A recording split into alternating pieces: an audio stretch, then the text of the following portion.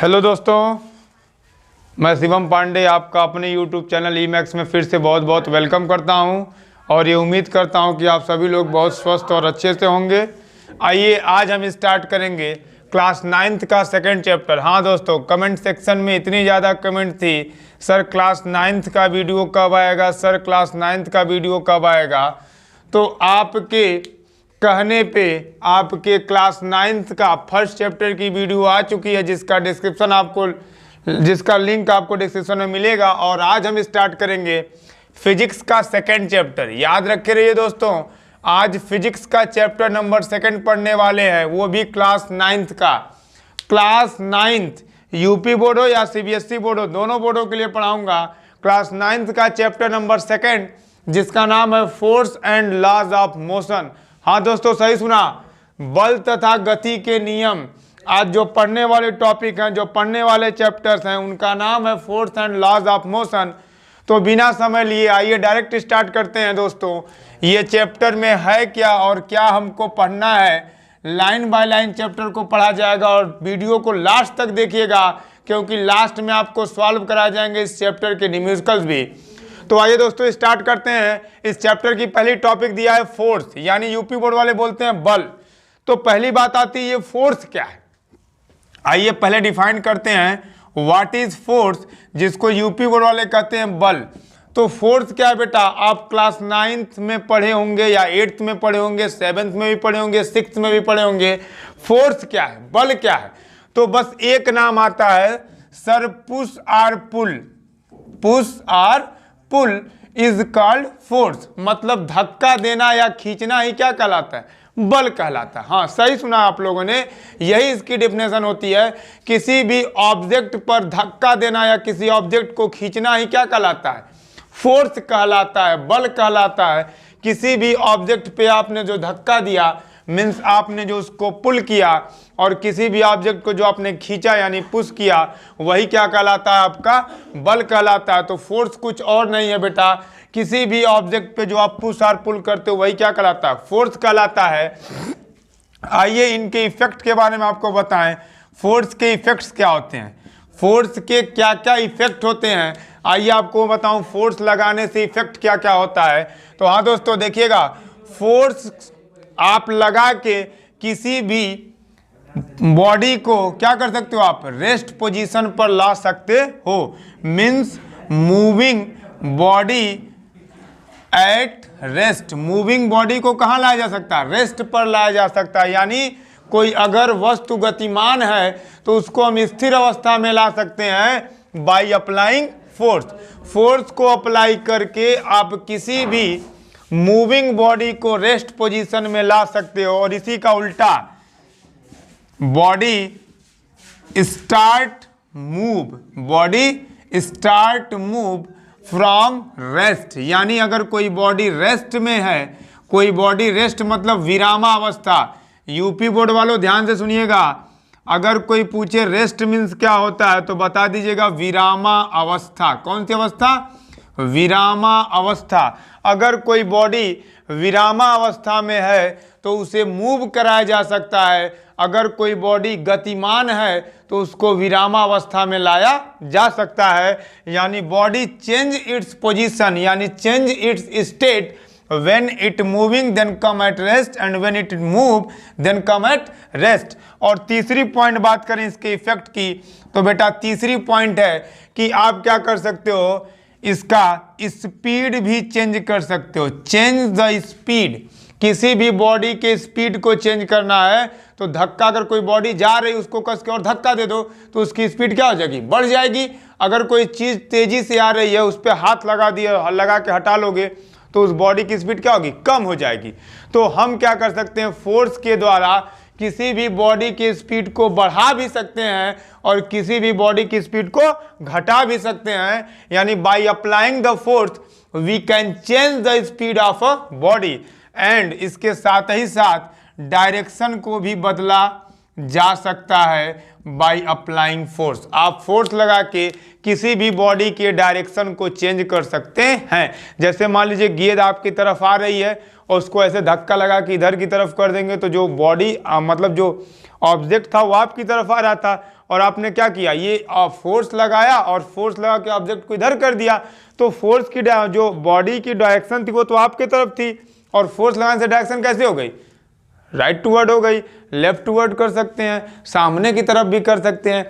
तो आप क्या कर सकते हैं, फोर्स लगा के किसी भी बॉडी की स्पीड को भी चेंज कर सकते हैं और डायरेक्शन को भी। अगर बात करें यूपी बोर्ड में तो स्पीड मतलब होता है चाल, तो चाल को भी बदला जा सकता है और उसकी दिशा को भी बदला जा सकता है। यानी बल लगा के किसी भी बॉडी के चाल को भी बदल सकते हैं और साथ ही में उसकी डायरेक्शन यानी दिशा को भी बदल सकते हैं। चौथी लास्ट टॉपिक आपको बताऊं, by applying force we can change the shape of body. किसी भी बॉडी के शेप को बदला जा सकता है। मतलब अगर यूपी बोर्ड में कहा तो आकार में भी परिवर्तन किया जा सकता है। बॉडी के आकार में परिवर्तन आप आसानी से कर सकते हो। जैसे मैं आपको एग्जांपल बताता हूं, ये आप देखिए कटोरी जैसा आपका प्लेट है, इसको आप फिलहाल इसका शेप ऐसा है। अब इसमें हमने क्या किया, फोर्स लगा दिया। तो अब फोर्स लगाया और फोर्स लगा के देखो ना, इसकी पूरी स्टेट को मैंने क्या किया, बदल दिया। यानी इसका जो कटोरी का शेप था, जो कटोरी की पोजीशन थी, जो कटोरी की स्टेट थी, वो तो इस प्रकार से थी ना। और हमने क्या किया, इस पे हमने क्या लगा दिया, फोर्स लगाया और फोर्स लगा के इसके पूरी पोजीशन को क्या किया, यानी पूरे शेप को हमने चेंज कर दिया। तो यही मेरे कहने का मतलब है, by applying force we can change the shape of body, speed and direction, और बॉडी के पोजीशन यानी स्टेट को भी बदला जा सकता है। तो आप फोर्स क्या होता है और फोर्स के इफेक्ट क्या होते हैं मैंने दोनों आपको बता दिया। फोर्स क्या होता है, पुश और पुल इज कॉल्ड फोर्स, और उनके इफेक्ट आपको बोर्ड पे लिखा गया है। हाँ, फोर्स का अगर कोई टॉपिक पूछे, फोर्स का अगर कोई टाइप पूछे, टाइप माने प्रकार, फोर्स कितने प्रकार के होते हैं, तो बताना फोर्स दो प्रकार के होते हैं। एक होता है बैलेंस्ड और एक होता है अनबैलेंस्ड। फोर्स दोस्तों दो प्रकार से, एक बैलेंस होता है, एक अनबैलेंस होता है। नाम से ही पता चल जाता है, ये बैलेंस और ये अनबैलेंस। आप जैसे मान लो आप बाइक चलाते हो या साइकिल चलाते हो, जब आप साइकिल चलाते हो तो बोलते हो कि बैलेंस बना के रखिएगा ना तो गिर जाएंगे, या गाड़ी चलाते हो तो बोलते हो बैलेंस बना के रखिएगा ना तो गिर जाएंगे। मीन्स बैलेंस बनाने का मतलब क्या होता है कि जब आपके द्वारा अप्लाइंग फोर्स, सामने वाले के द्वारा अप्लाइंग फोर्स दोनों बराबर हो जाए तो उन्हीं को बोलते हैं बैलेंस फोर्स, और जब बराबर ना हो तो उसे बोलते हैं अनबैलेंस फोर्स। जैसे मैं आपको एग्जांपल के लिए बताऊं, ये कोई ऑब्जेक्ट है, इस ऑब्जेक्ट पे मैं क्या कर रहा हूं, फोर्स लगा रहा हूं। फोर्स लगा के मतलब इसको खींचूंगा इधर, इस हाथ से इस पे फोर्स लगाऊंगा 5 न्यूटन का। कितने न्यूटन का, 5 न्यूटन का। और इधर भी मैंने फोर्स लगाया कितने न्यूटन का, 5 न्यूटन का। अब सोचो ये ऑब्जेक्ट है यहाँ पर और 5 न्यूटन इधर लगा रहा हूं और 5 न्यूटन इधर, तो बताओ दोस्तों ये कहीं जाएगा, कहीं नहीं जाएगा, क्योंकि जितना फोर्स इस डायरेक्शन में लग रहा है उतना ही फोर्स इस डायरेक्शन में लग रहा है। तो जब दोनों तरफ के फोर्स बराबर हो जाते हैं तो this force is called balance force. This force is called balance force. मैं आपको एग्जांपल के लिए बताऊं, ये कोई पॉइंट है, इस पे रस्सी या धागा बांध के 5 न्यूटन का फोर्स इस डायरेक्शन में लगा दीजिए, 5 न्यूटन का फोर्स इस डायरेक्शन में लगा दीजिए। जब दोनों तरफ के फोर्स बराबर हो गए तो आप इनको बोल सकते हो दिस इज बैलेंस फोर्स। अब ये देखिए अनबैलेंस, नाम से ही पता चलता भाई बैलेंस नहीं है, अनबैलेंस कहीं ना कहीं लड़खड़ाएगा या गिरेगा। अनबैलेंस का मतलब गिरना तो तय है, चाहे किधर भी गिरे ये नहीं पता, लेकिन गिरना तो क्या है, तय है। जैसे देखो ये पॉइंट है, अब इधर तुम लगा दिए 10 न्यूटन का, इधर लगा दिए 7 न्यूटन का। अब तुम बताओ इधर 10 न्यूटन है, इधर क्या है 7 न्यूटन, तो ज्यादा फोर्स कहाँ अप्लाई हो रहा है, 10 न्यूटन की तरफ ना। तो ये 10 में से अगर 7 आप घटा लोगे तो क्या हो जाएगा 3 न्यूटन, यानी इस डायरेक्शन में 3 न्यूटन का फोर्स ज्यादा लग रहा है, तो बॉडी उसी तरफ जाएगी और गिरना होगा तो उसी तरफ बॉडी आपकी जाके झुकेगी जिस तरफ फोर्स आपका ज्यादा होगा। जैसे इस मार्कर को मैंने बताया 5-5 का बता दिया था। अब इधर मैंने ये मार्कर था, इस हाथ से मैंने 10 न्यूटन का फोर्स लगाया, इस हाथ से मैंने कितना 7 न्यूटन का लगाया, तो 10 न्यूटन वाला इसको क्या करेगा, अपनी तरफ खींचेगा भैया। कितने फोर्स थे, 3 न्यूटन के। कहा है कि 7 वाला तो इसको पकड़ के रखा है और टोटल आपके पास था 10, तो 10 में से 7 गया, कितना बचा 3। तो 3 न्यूटन के फोर्स से बॉडी को अपनी तरफ क्या करेगा, खींच लेगा, ये वाला हाथ। तो फोर्स क्या होता है, उनके इफेक्ट क्या होते हैं और कितने प्रकार से होते हैं, मैंने आपको ये बता दिया। अब आगे हम लोग पढ़ा जाएगा लॉज ऑफ मोशन। हाँ सही सुना दोस्तों, लॉज ऑफ मोशन यानी गति के नियम। तो ये सबको पता होगा, गति का जो नियम है, गति का नियम आपके पास कितने हैं, 3 हैं। कोई पूछेगा कि लॉज ऑफ मोशन कितने हैं, तो बताना क्या, 3। तो वही हम लोग पढ़ने वाले हैं, क्या, लॉज ऑफ मोशन। हमारी जो टॉपिक है उसका नाम है लॉज ऑफ मोशन, जिसको यूपी बोर्ड वाले बोलते हैं क्या, गति के नियम। तो अब हम लोग पढ़ने वाले हैं लॉज ऑफ मोशन, जिसको आप लोग बोलते हो गति का नियम। लॉज ऑफ मोशन को देने वाले साइंटिस्ट का नाम था न्यूटन। सुन लीजिए ध्यान से, कोई पूछेगा laws of motion, law of motion को कौन दिया, तो नाम बताइएगा भैया, गति के नियम। गति का जो नियम है उसको देने वाले जो साइंटिस्ट थे उनका नाम था न्यूटन। न्यूटन महोदय ने क्या किया था, गति के नियम दिए थे। कौन, न्यूटन। आपको लॉज ऑफ मोशन दिए थे। और 9th वाले हो, बस इतना जान लो कि लॉज ऑफ मोशन कितने होते हैं, 3 होते हैं। याद कर लो अच्छे से, कोई पूछेगा लॉज ऑफ मोशन कितना, तो 3 बताना। First law of motion, second law of motion और एक होता है थर्ड लॉ ऑफ मोशन, जिसको बारी बारी करके हम लोग पढ़ा जाएगा। तो अगर आपसे कोई पूछता है कि देखिए 2 क्वेश्चन यहाँ पे बनता है, लॉज ऑफ मोशन को किसने दिया, तो नाम आएगा न्यूटन।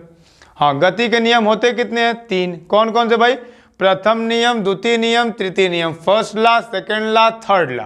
क्या होता है, आओ बारी बारी देख लेते हैं। अब एक ही साथ तो देखा नहीं जाएगा, इसलिए स्टार्ट करते हैं पहले फर्स्ट पॉइंट को और लिख देते हैं first law of motion. First law of motion, जिसको Newton first law of motion के भी नाम से जानते हैं। अगर पूरा नाम देखा जाए तो बोल सकते हो Newton's first law of motion, यानी न्यूटन का प्रथम गति का नियम, Newton's first law of motion. तो न्यूटन फर्स्ट लॉ ऑफ जो मोशन था बहुत इजी था, बस ध्यान से सुनिएगा।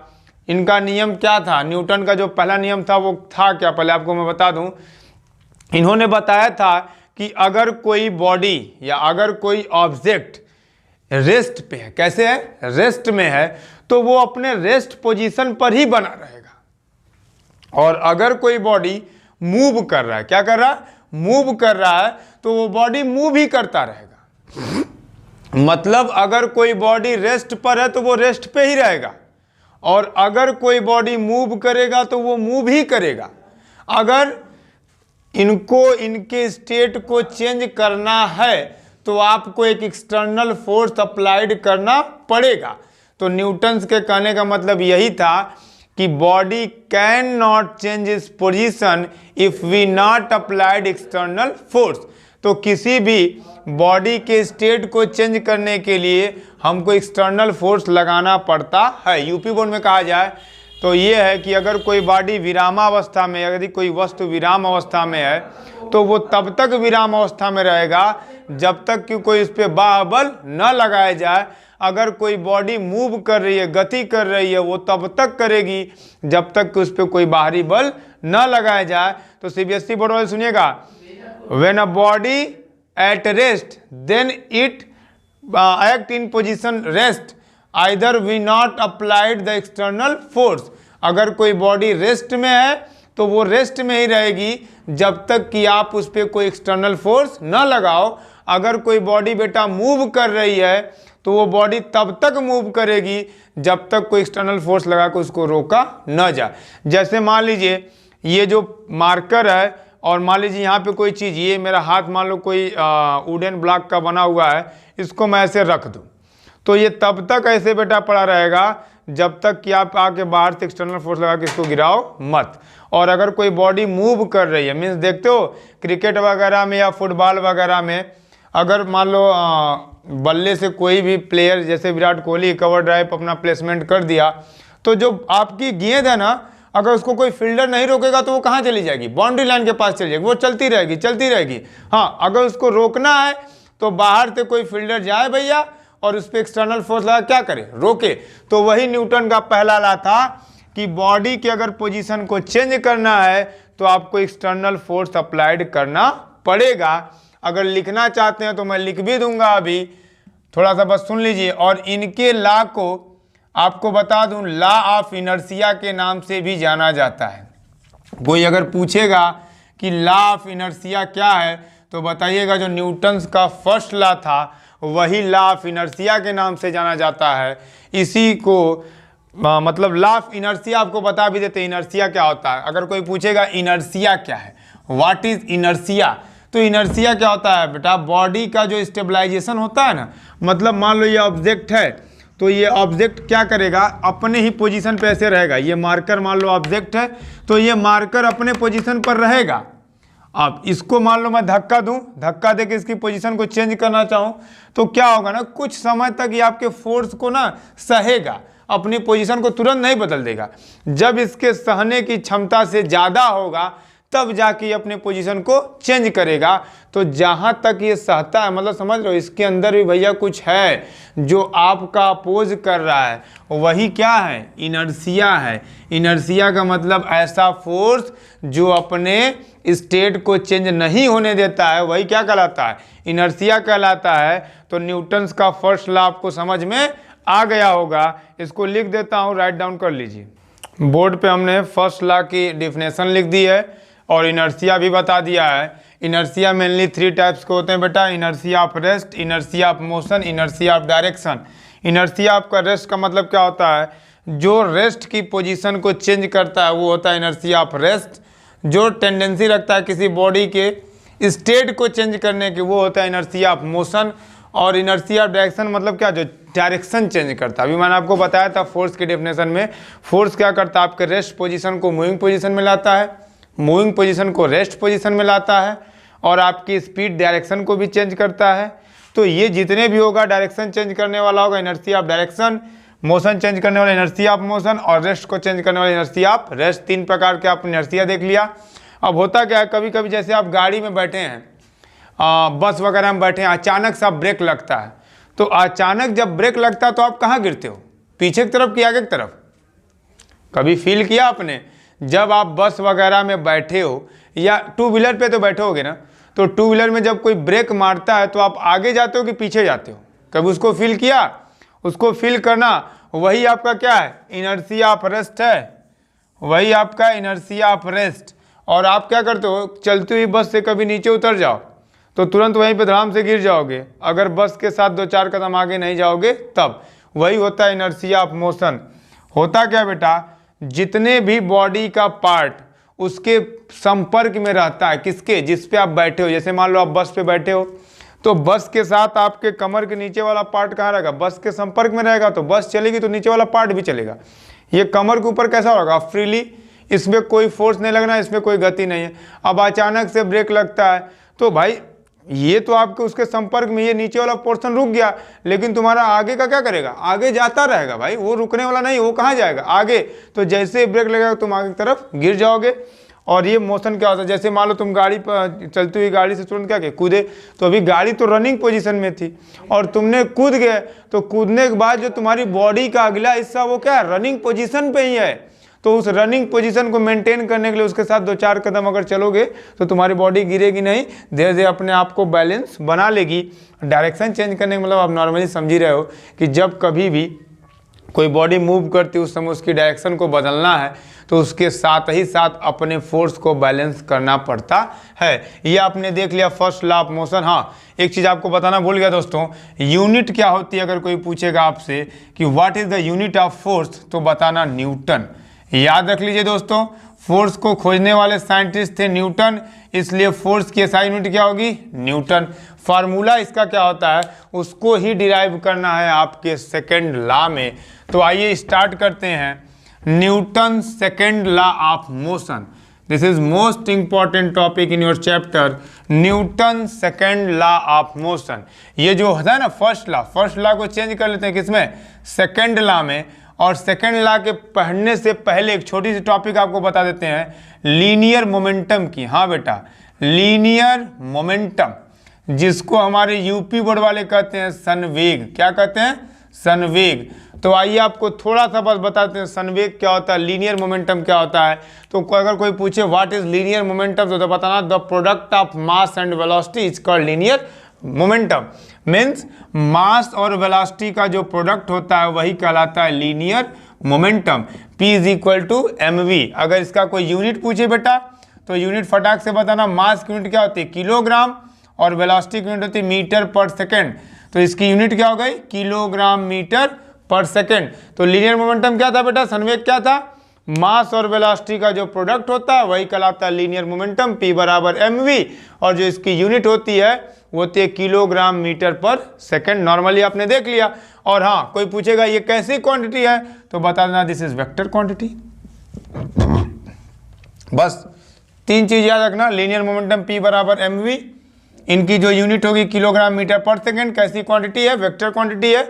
अब करना क्या हमको? न्यूटन का सेकेंड लॉ पढ़ना। Newton second law of motion is the most important topic in your chapter. आपको होता क्या है, जो सेकेंड लॉ ऑफ मोशन है वही आपको फार्मूला देता है फोर्स का। तो इसको अच्छे से देखिएगा। मैं आपको पहले बोल देता हूँ यह है क्या, the rate of change of momentum. मैंने क्या बोला? The rate of change of momentum is directly proportional to force. Means जो मोमेंटम के रेट होने की, जो मोमेंटम के चेंज होने की रेट है ना बेटा, वो डायरेक्टली प्रोपोर्शनल होती है किसके? फोर्स के। अगर यूपी बोर्ड में कहा जाए तो संवेग के परिवर्तन होने की दर आपके बल के अनुक्रमानुपाती होती है। मैंने बोला the rate of change of momentum, momentum का rate of change dp upon dt is directly proportional to f। ये dp अपॉन dt का मतलब क्या होगा? dp मतलब क्या? Rate of change of momentum. Momentum कहाँ से चेंज होता है? मोमेंटम भाई आपने पढ़ा p बराबर क्या? mv ने पढ़ा था। p बराबर क्या पढ़ा था? mv। v का मतलब आपको बताया था पहली वीडियो में फाइनल वेलोसिटी से। किससे है? फाइनल वेलोसिटी से। अगर बात करें ये फाइनल पे है तो pf बोल दो, और इनिशियल की बात करेंगे तो इनिशियल वेलोसिटी u होती है, यानी ये this is the initial velocity. तो चेंज कहाँ से होता है? फाइनल से इनिशियल में चेंज होता है। आप बोल दोगे dp अपॉन dt का मतलब mv माइनस mu अपॉन ये कितना हो गया? t is directly proportional to f। इन दोनों में m कॉमन हो गया तो v minus u upon t is directly proportional to f. अब भूलिएगा मत दोस्तों, आपको इक्वेशन ऑफ मोशन पढ़ाया है इसके पिछली वाली वीडियो में, और वहाँ पे एक रिलेशन बताए थे v बराबर u plus a t. This is the first equation of motion. यहाँ से v और ये इधर आएगा minus u is equal to a t. आपको वैल्यू किसकी चाहिए? a की। तो v माइनस यू अपॉन क्या मिल गया? t। तो आपको एक रिलेशन मिल गया v minus u upon T. यहाँ भी वही चीज़ लिखा है v minus u upon T, और इसके जगह है क्या? a। तो ये रख लीजिए a is directly proportional to f। Means आप लिख सकते हैं f is directly proportional to m में। प्रोपोर्शनल हटता है तो क्या आता है? कांस्टेंट। कांस्टेंट लेना k m है, और होता क्या है? एयर में जो k की वैल्यू होती है 1, f is equal to formula मिल जाएगा m में। This is the formula of force. इसी फोर्स के फार्मूले पे हम लोग क्वेश्चन सॉल्व करते हैं, और ये फार्मूला याद रख लीजिए दोस्तों, क्योंकि आप जब तक पढ़ेंगे फिजिक्स तब तक इस फार्मूले का यूज होगा। This is a very famous formula of Newton which derive in Newton second law of motion. कैसे डिराइव हुआ? बस एक छोटा सा स्टेटमेंट याद रखिएगा, the rate of change of momentum is directly proportional to force. The rate of change of momentum is directly proportional to force. The rate of change of momentum, लिख लीजिएगा पूरा, is directly proportional to force। बस इतना याद रख लीजिएगा, dp upon dt is directly proportional to f। और मैंने बताया ना, ये मोमेंटम का चेंज होने के बाद क्या? फाइनल माइनस इनिशियल, और फाइनल के लिए फाइनल वेलोसिटी, इनिशियल के लिए initial velocity, mv minus mu upon t। और m दोनों जगह से कॉमन था बेटा, बाहर निकालने, यहाँ v यहाँ u, v minus u upon t। तो ये v minus u upon t क्या है? a है। m में is directly proportional f, means f is directly proportional to m में। क्या है? कांस्टेंट, k को हटा दिए तो आपको मिल गया F बराबर m में। आपने देखा आपका जो बहुत ही फेमस इक्वेशन था F बराबर m में, उसको हमने डिराइव कर दिया। हाँ, आपको बता चुका हूँ फोर्स की जो सारी यूनिट होती है न्यूटन होती है। अगर इसको मेज़र किया जाए किसमें आपके मेन यूनिट में तो बोलेंगे किलोग्राम मीटर पर सेकेंड, और बाकी जैसे भी है आपको दिखा देते हैं एक दो इनकी एक दो यूनिट और है। जैसे अगर कोई पूछेगा न्यूटन F बराबर ma की यूनिट क्या है, तो यूनिट तो पहली आप जान ही गए हो, जो इनकी पहली यूनिट क्या है न्यूटन है। इसको सभी लोग याद कर लेंगे, किससे दिखाते हैं n से। इनकी सेकेंड यूनिट की बात होगी तो मास को मेजर करते हैं किलोग्राम में, और एक्सेलरेशन को मीटर पर second square, this is the second unit. और थर्ड यूनिट होती है इनकी डाइन, ये भी याद कर लीजिएगा। The SI unit the unit of force is dyne, और इसको बोलते हैं CGS यूनिट। कौन सी यूनिट? फोर्स की जो CGS यूनिट होती है बेटा वो कितनी होती है? डाइन। अगर कोई पूछेगा रिलेशन बताइए तो बताइएगा 1 Newton is equal to 10 to the power 5 dyne. Means 1 Newton में 10 की पावर 5 डाइन होता है, याद रख लीजिएगा दोस्तों, भूलिएगा मत। 1 न्यूटन बराबर 10 की पावर 5 डाइन। और जो डाइन है आपके फोर्स की कैसी यूनिट है? Dyne is the CGS unit of force. इसको याद कर लीजिएगा, भूलिएगा मत, बहुत सी अच्छी यूनिट है, आपको आगे काम करने वाली है। आइए इसका थर्ड लॉ भी क्लियर कर लेते हैं, उसके बाद इस पे लगाया जाएगा क्वेश्चंस। पूरी टॉपिक्स को क्लियर करने के बाद ही क्वेश्चन को सॉल्व करते हैं। इसका स्क्रीनशॉट वगैरह लेना तो ले लीजिए। आइए देख लेते हैं थर्ड लॉ।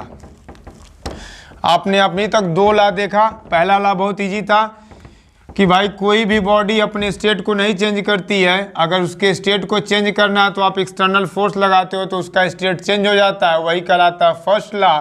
और सेकेंड लॉ था rate of change of momentum is directly proportional to force, यानी F बराबर m में आपको मिल गया था। उसी में एक छोटी टॉपिक पढ़े थे, क्या मोमेंटम पढ़े थे, P बराबर होता है mv। और ये पढ़ रहे हैं क्या? Third law of motion. Third law of motion तो एकदम ईजी है, एकदम जिसको हलवा कहते हैं एकदम वो है। बस एक का बात याद रखना भैया, every action has an equal and opposite reaction. Every action has an equal and opposite reaction. Every action has an equal and opposite reaction. बस इतना याद रखना भैया कि सभी क्रिया पर प्रतिक्रिया बल लगता है। यदि हम किसी पे फोर्स लगाएंगे तो सामने वाला बंदा भी हमारे पर फोर्स लगाएगा। बस आपको इतना याद रखना बेटा, अगर किसी बॉडी पे आपने 5 न्यूटन का फोर्स लगाई, ये बॉडी है ना, आप क्या करो इस पे, मैं भैया 5 न्यूटन का फोर्स लगाऊंगा, तो ये बॉडी इतनी पागल नहीं, ये बॉडी कहेगी भैया हम तोरे पे कितना लगाए? 5 न्यूटन का ही लगाए। अगर तू हमारे पे 5 न्यूटन का फोर्स लगाइबे तो हम भी तोरे ऊपर कितना लगाए? 5 न्यूटन का ही फोर्स लगाए।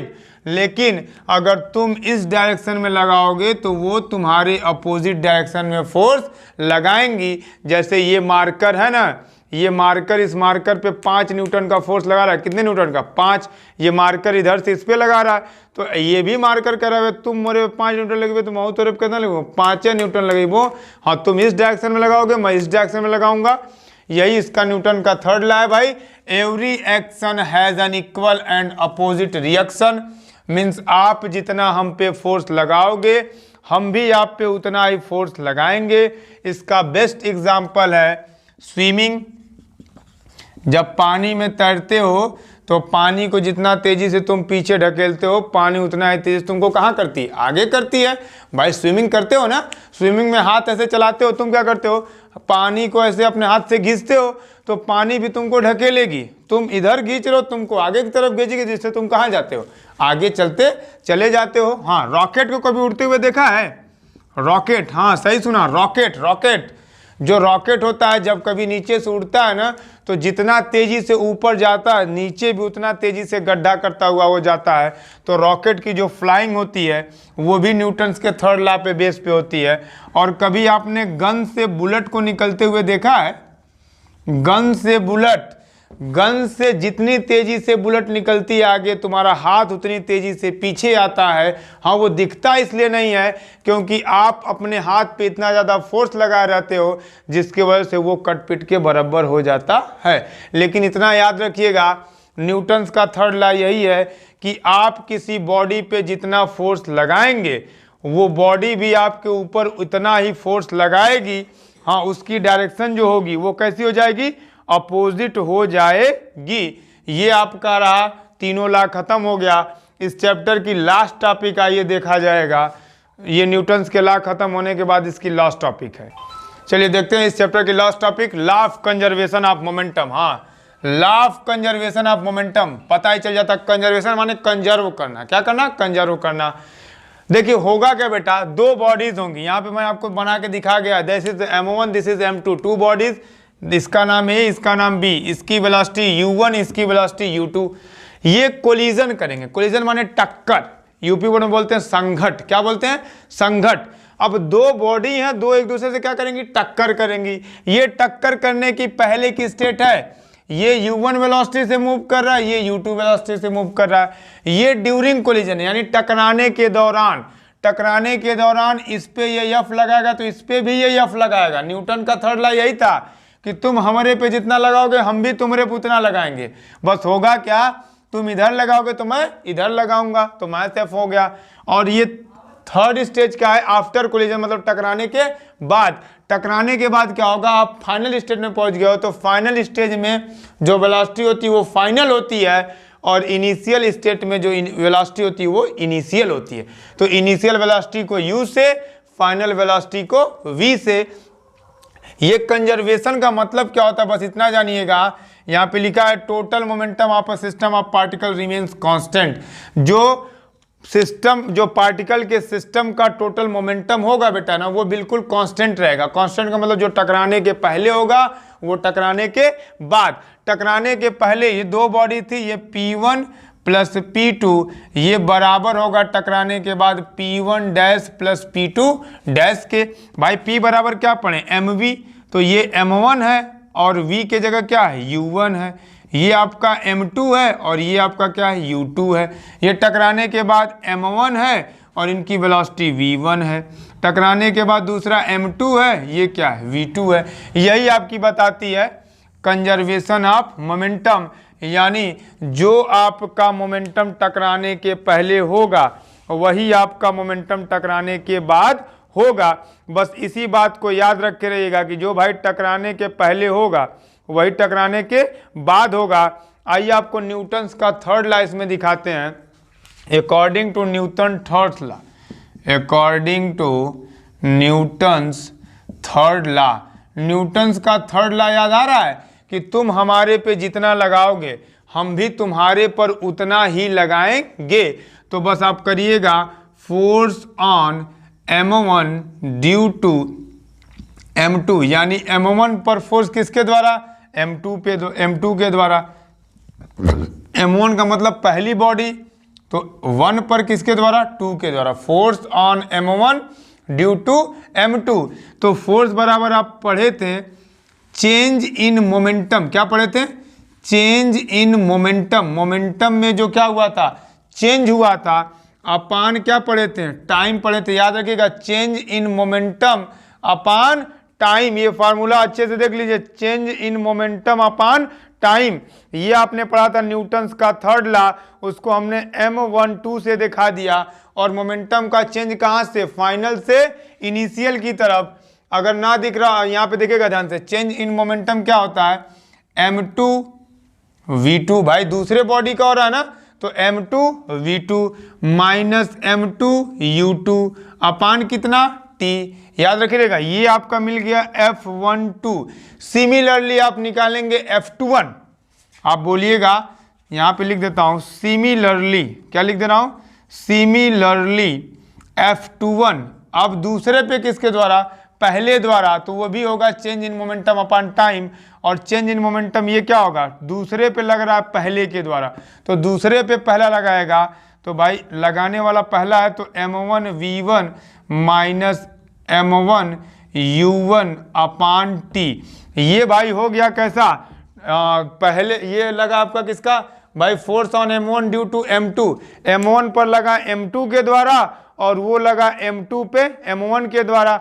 अब आप बताइए जो थर्ड लॉ ऑफ मोशन है वो क्या कहता है कि जितना आप हमारे पे लगाएंगे उतना हम आप पर भी लगाएंगे, यानी दोनों के द्वारा जो लगाया गया फोर्स होगा वो कैसा होगा, बराबर होगा, बस डायरेक्शन कैसी होगी, अपोजिट होगी। तो बोलिएगा F12 बराबर माइनस F21, F12 बराबर माइनस F21।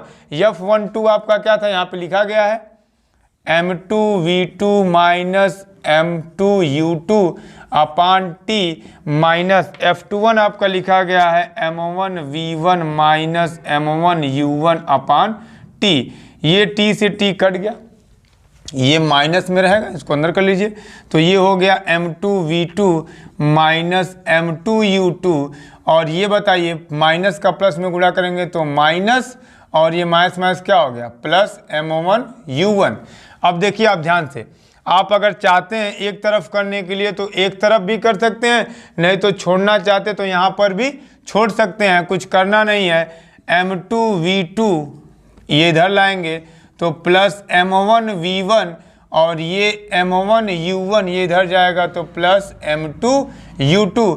याद करिए यही इक्वेशन आपको मिला है डिराइव करने के बाद।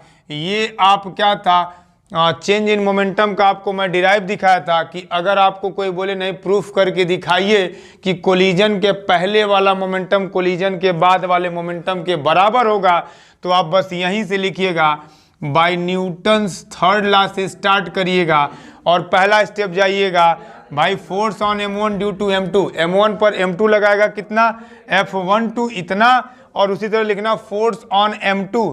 अब M2 पे कौन, ड्यू टू M1 करेगा, वो होगा F21।